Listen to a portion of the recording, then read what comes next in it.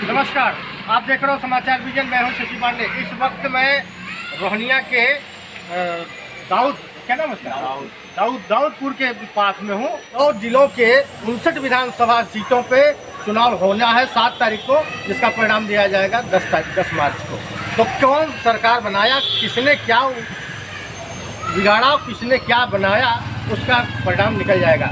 हम अधिक बातों को अपनी भूमिका में न लेते हुए हम सीधे लोगों का मत जानना चाहेंगे कि क्या कहता है यूपी की जनता और क्या कहती है रोहनिया दाऊदपुर की जनता। किसका समीकरण है, क्या होना चाहिए। जी नमस्कार, नाम बता दीजिए। मेरा नाम प्रमोद पटेल है। मैं भारतीय जनता पार्टी का पिछड़ा मोर्चा मंडल अध्यक्ष रोहनिया का। आपका स्वागत है। आप हम लोगों को अपनी बातों को रखने के लिए मौका दिया, उसके लिए आपके चैनल को मैं बहुत बहुत बधाई देता हूँ, बहुत बहुत धन्यवाद करता हूँ। बहुत बहुत धन्यवाद आपका। तो क्या नाम बताया था आपने? प्रमोद पटेल जी। तो यहाँ लगभग पटेल कुनबा अधिक है। कितना पटेल वोट होगा लगभग? यहाँ टोटल विधानसभा की 4,09,000 वोट है, जिसमें 1,25,000 मतदाता पटेलों का है। 1,25,000 मतदाता पटेलों का है, यानी एक तरफा पटेल ही कुनबा अधिक है जी।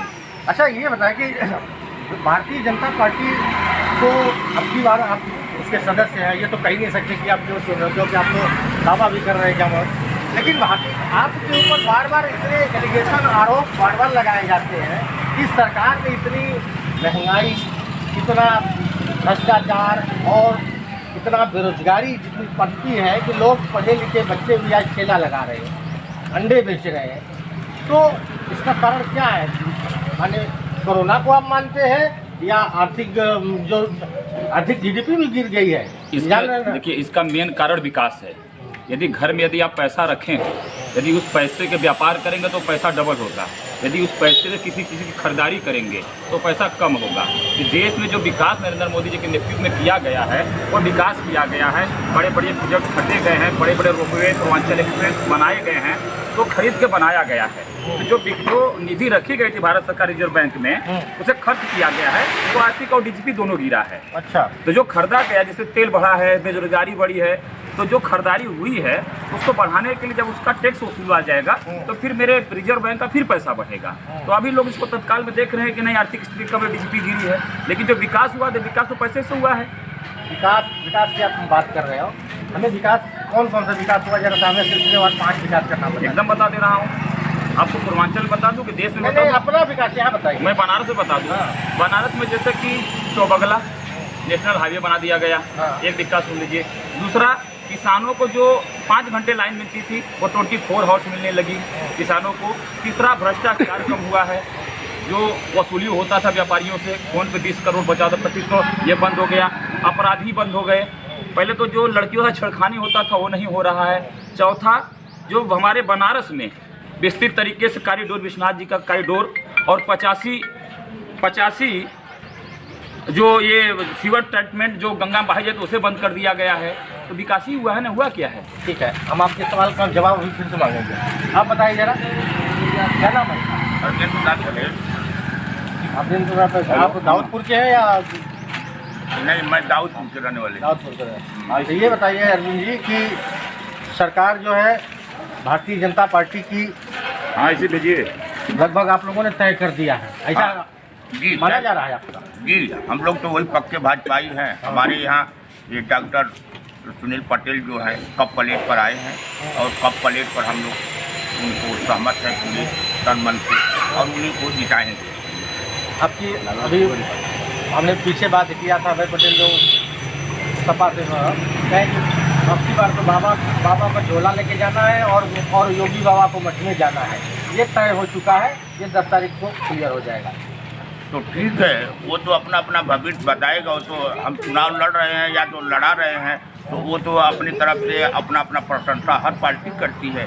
लेकिन मैं यहाँ के एक नागरिक साधारण व्यक्ति हूँ, जो मेरा मत है, मैं भाजपा को और देने के लिए इच्छुक है और उन्हीं को देंगे।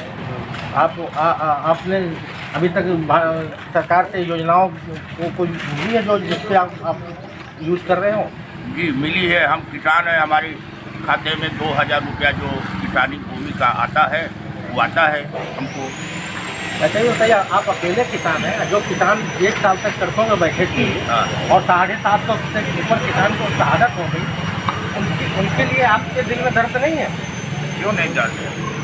उनके लिए भाई आप देखो इतना पढ़े लिखे है नहीं और ना तो वो सही हुआ था। अब वो कौन किया था? आपने सरकार की थी ना? आप ही के सरकार तो किए थे, लेकिन आप इतना पढ़े लिखे हैं नहीं, क्योंकि इतना आप बोल नहीं पाएंगे। नहीं, आपने किसान कहा तब हमने कहा कि किसान है, तो उस दर्द को क्यों नहीं याद कर रहे हैं? जो 750 किसान शहीद हो गए और सर्दी जाड़ा बरसात तीनों मौसमों को हाईवे पे झेलते रहे, दिल्ली के चारों बार्डर को सर्टिफिकेट हाँ अभी दे रहा हूँ। इसके विषय में हम देखो पढ़े लिखे हैं नहीं, हम एक साधारण व्यक्ति हैं, हम बोल नहीं पाएंगे। हाँ जी बताइए। आपने पहले बोला एक बात, अपना परिचय दे दीजिए। मेरा नाम संजय कुमार प्रसाद है, मैं दाऊदपुर का निवासी हूँ। अच्छा, आपने पहले एक बात बोला कि भ्रष्टाचार, ये जो वर्ड यूज किया, शायद आप यूपी के, आप ही बोले मैं यही क्या रहने वाला हूँ, तो आपको अनुमान होना चाहिए कि यूपी भ्रष्टाचार मुक्त है। पर मजाल नहीं है किसी को एक पतिंगा भी पर मार के चल जाए। रही बात आपने किसान आंदोलन के बाद चाचा जी से पूछा आपने, तो भैया अभी इजराइल में जो हो रहा है, टोटल घटना होने के बाद भी 240 मृत्यु हुई है, और यहाँ मोदी जी ने एक डंडा भी नहीं मारा, तो 770 कहाँ से मर गए भैया?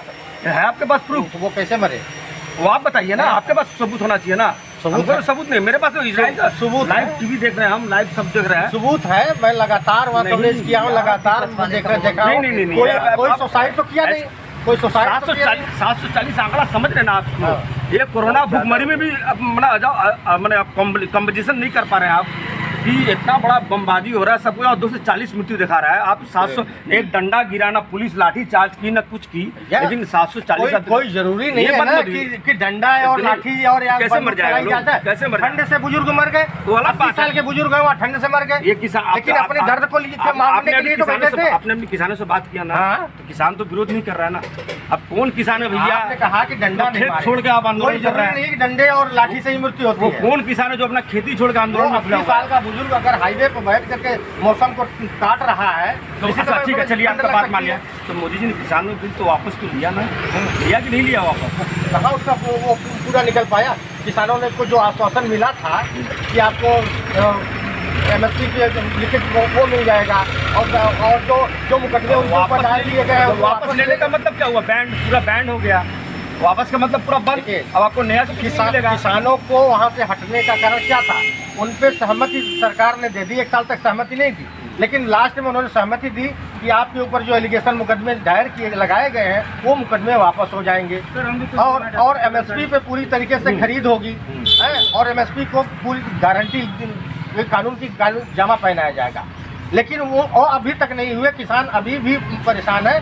लेकिन सरकार क्या है इस समय? आपके पास क्या नहीं, अगर आपको जानकारी तो बताइए ना। मैं तो फिलहाल ये जो पूरा प्रोपगंडा है, हमको पता नहीं आप कहाँ से रिपोर्ट निकाल कर आए हैं कि मरने वाली बात जो आप बोल रहे हैं शायद अनलीगल है। मेरे पास वीडियो है, आपको दिखाते हैं। यार मेरे पास भी वीडियो भैया। नहीं, आपके पास वीडियो होगी ना, मैंने रिपोर्ट की हुई वीडियो दिखाएंगे ना यार। सब यार मीडिया से जुड़ा हुआ है, सब सोशल मीडिया से जुड़ा हुआ है, सब वही कराओ ना। तो रही बात रोहनिया विधानसभा बनारस, आप यूपी क्षेत्र का बात करें, यूपी इलेक्शन का बात करें, उस विषय पर बात करें। अच्छा चलिए, पूरा देश यूपी की बात कर रहा हूँ। आप कह रहे हैं कि कोई भ्रष्टाचार नहीं है, भ्रष्टाचार तो नहीं है, कोई अपराध नहीं हुआ। अब पूरा जामा भारतीय जनता पार्टी पूरा मानव डंका बजा रही है जरूर हम भ्रष्टाचार मुक्त कर दिए। रात को 12 बजे महिलाएं अगर सड़क पे निकल जाए, ये गृह मंत्री अमित शाह का भी बयान था कि रात को 11 बजे भी अकेली महिला निकल जाती है तो उसे कोई छेड़ने वाला नहीं है, ना कोई पूछने वाला है। लेकिन वहीं से विपक्ष का जवाब आता है कि मोदी अगर अमित शाह अगर गले में चेन पहन कर गली में निकल जाए, अगर वो आधी गर्दन में कट जाए तो पहिए। आप तो अभी बोले, आप अभी क्या बोले कि मैं पूरा देश घूम रहा हूँ, भ्रमण कर रहा हूँ, रिपोर्टिंग कर रहा हूँ, तो ये भी रिपोर्टिंग लगा लीजिए कि विपक्ष आपको भरमा रहा है, आपको बरकरार रहा है, लेकिन हकीकत तो आपको आप वाकिफ है ना, हकीकत से आपकी वाकिफ है ना। चलिए मैं आपसे बताइए, नाम बताइए। करें कि हम लोग की जो युवाओं के बीच में जो मुद्दा है प्रबल रूप से और बेरोजगारी है और महंगाई है, और जो शिक्षा के प्रति जो सरकार वर्तमान है जो एकदम निष्क्रिय है। लॉकडाउन के बाद से किसी प्रकार की कोई जागरूकता नहीं फैलाई गई कि जब विद्यालय खुला है तो उसके प्रति कुछ भी कार्य किया जाए। अभी तक ऐसा ही चला आ रहा है, और जितने भी वैकेंसियाँ हो रही हैं उसमें पेपर आउट की समस्या, जो टेट का पेपर हुआ था उसमें पेपर आउट की समस्या, और जो वैकेंसी है हुए हैं, आइए काम की बात काम की बात हाँ, जो वैकेंसी हुए हैं उसमें भी जैसे कि पिछड़ी जाति का आरक्षण लूटा गया, 69 जवाब आपको देना है। 59,000 की जो वैकेंसी हुई है उसमें 25,000 जो सीट ओबीसी को मिलना चाहिए था वो जनरल में सम्मिलित कर दिया गया। उसके बाद उसका हाईकोर्ट का भी आदेश है कि इसको सही से किया जाए। उसको अभी तक उस पर कोई कार्रवाई नहीं हुआ है और जो भी समस्या है, जो पढ़े लिखे हैं उनको सभी जगह पर दबाया जाता है।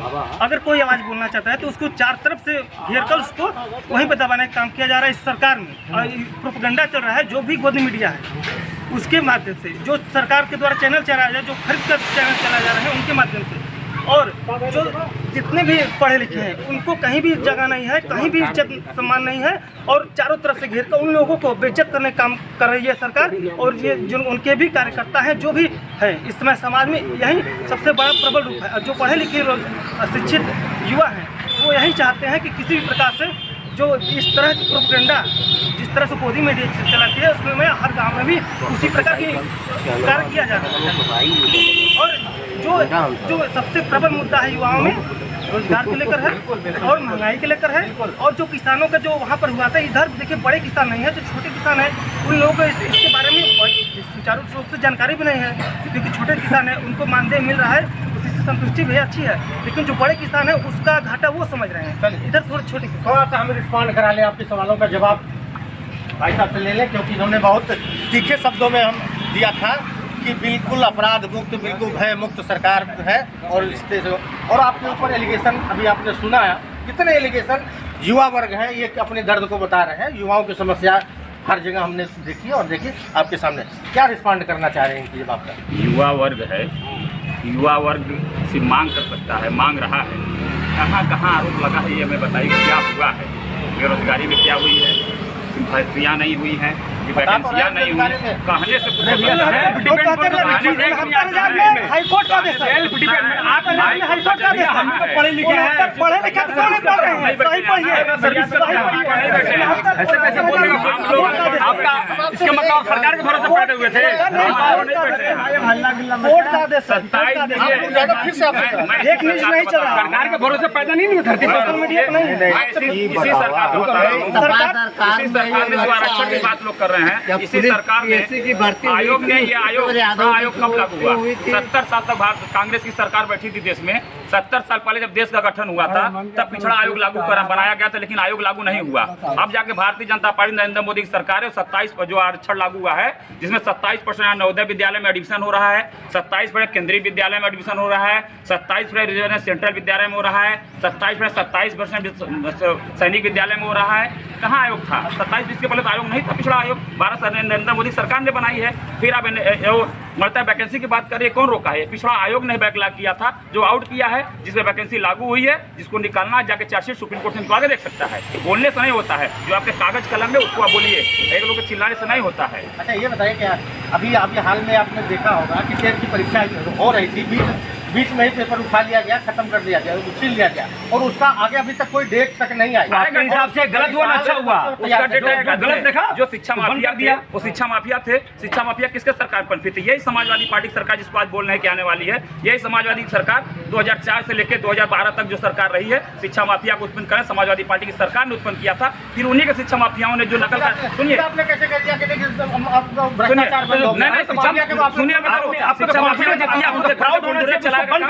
योगी जी ने किया है, काम ने किया, जो पकड़े गए उनके ऊपर बुलडोजर चला के माननीय योगी जी मुख्यमंत्री ने किया। और जिनकी चल रही जांच चलिए वो भी ऊपर चलेगा। अभी सरकार बदलने वाली है, चाहे नहीं बदलेगी, फिर बाबा आने वाले हैं, फिर सबके जो चोरी करेगा, जो गद्दारी करेगा, माफिया जैसे लोग हैं वही सरकार समय दिला रहे हैं। अगर कहीं काई जमा होगा ना, अगर कहीं पानी का काई जमा होगा ना तो उसको छुड़ाने में कुछ समय लगता है।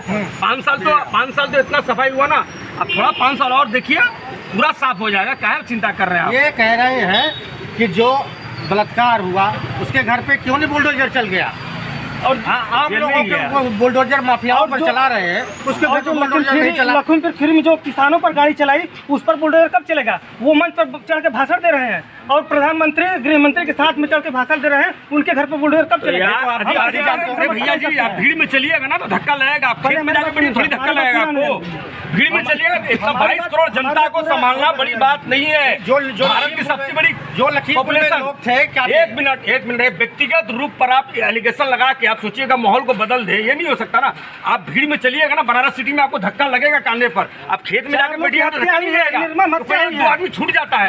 ऐसी बात नहीं है, आप इसको मिसाल बना के पेश कीजिएगा, ये भी ठीक नहीं है। 5000 पन्ने की चार्जशीट आपकी बात सही है, अपनी जगह सही है। है कि जो सबसे बड़ी समस्या हम किसी पार्टी की समस्या नहीं करते हैं, सबसे बड़ी बात दूसरी पार्टी है जो भी पिछली सरकार थी सबके समय में हो रहा था, लेकिन वर्तमान में जो करेगा उसके ऊपर आवाज उठेगी और युवाओं का यही सोच है। जो महिलाएं, जो लड़कियां अपनी बीएड करके, टेट करके, सीटेट करके वैकेंसी के इंतजार कर रही हैं, 2 साल 3 साल अपने गार्जियन से मांग रही हैं कि उनके शादी रोक दिया जाए, 1 साल रोक दे रहे हैं गार्जियन, 2 साल रोक दे रहे हैं। लड़कियां सब रोई हैं टेट के पेपर में, जब पेपर लीक को अगर टेट होता उसके बाद सुपर टेट की वैकेंसी निकालनी थी इनको, अब आचार संहिता लग गया। अब वो लड़कियां कब तक वेट करेंगी? जिनके घर के लोग पढ़ा रहे हैं, जो अपने लड़कियों को 2 साल 3 साल रोक रहे हैं। अब बताइए कि जो लड़की ग्रेजुएशन हो गई है, सीटेट बीएड टेट हो गई है और उसके बाद पोस्ट ग्रेजुएट हो गई है, उसको उसके पिता कितने दिनों तक इस माहौल में रोक कर रखेंगे शादी के लिए? उसका दर्द कौन सुनेगा? वो रो रही हैं कि हमारी नौकरी लगे, हम शादी करें। पापा को रो रही है कि 1 साल और बस 1 साल और।